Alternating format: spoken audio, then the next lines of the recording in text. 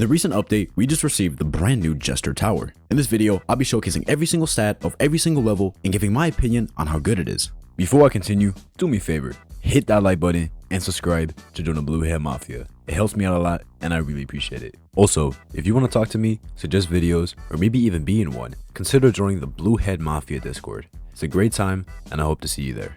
It costs 500 cash to place down, meaning you can get it on the first wave. It attacks by throwing bombs, which have customizable effects that are unlocked as it is upgraded. At level 0, it deals 2 damage, has a fire rate of 1.5, 10 range, 3 explosion range, 5 max hits, 1.33 DPS, and the bombs have a fire effect that lasts 3 seconds and deals 1 damage per tick. It also has hidden and lead detection. At level 1, it costs a total of 600 cash, has a fire rate of 1, 12 range, and 2 DPS. At level 2, it costs a total of 1,250 cash, deals 5 damage, 5 DPS, the fire effect now lasts 5 seconds and deals 2 damage per tick, and it can now throw ice bombs. Ice bombs give a 40% slow for 1 second, but deal half as much damage. At level 3, it costs a total of 3,350 cash, deals 10 damage, 10 DPS, the fire now lasts 6 seconds and deals 5 damage per tick, and it now also throws poison bombs. Poison bombs leave a puddle of poison that lasts 10 seconds and deal 10 damage every 0.5 seconds when enemies walk over them. Finally, at level 4, it costs a total of 9,350 cash, deals 24 damage, has a fire rate of 0.75, has a range of 14, deals 32 DPS, and the fire now lasts 8 seconds and it now deals 12 damage every 0.5 seconds. The poison now also deals 12 damage every 0.5 seconds. Also, it can now throw confusion bombs. Confusion bombs make enemies move backwards for 3 seconds,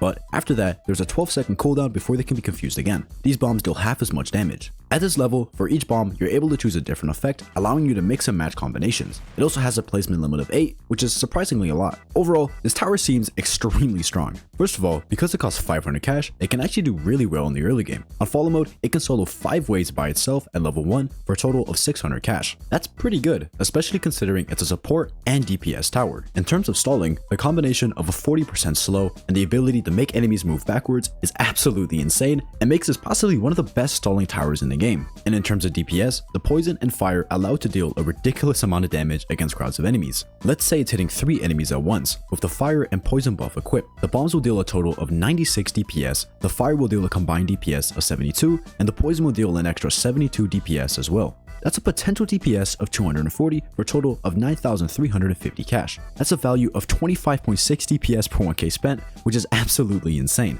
In comparison, the Golden Scout has a DPS cost ratio of 8.3, which is much worse. Considering you can place 8 of them, that gives it a potential max DPS of 1,920, which is fantastic. It's also not terrible against single target enemies, with the bombs dealing 32 DPS, the fire dealing 24 DPS, and the poison also dealing 24 DPS. This adds up to a total of 80 DPS, giving it a value of 8.56 DPS per 1k spent. That's still really good. This, combined with its early game and mid game capability and its insane stalling, makes the Jester a solid S tier tower. I'm pretty certain it's gonna get nerfed, so use it while it's still broken. Anyways, that's it for this video. If you enjoyed, make sure to hit that like button and subscribe to join the Blue Head Mafia. See ya.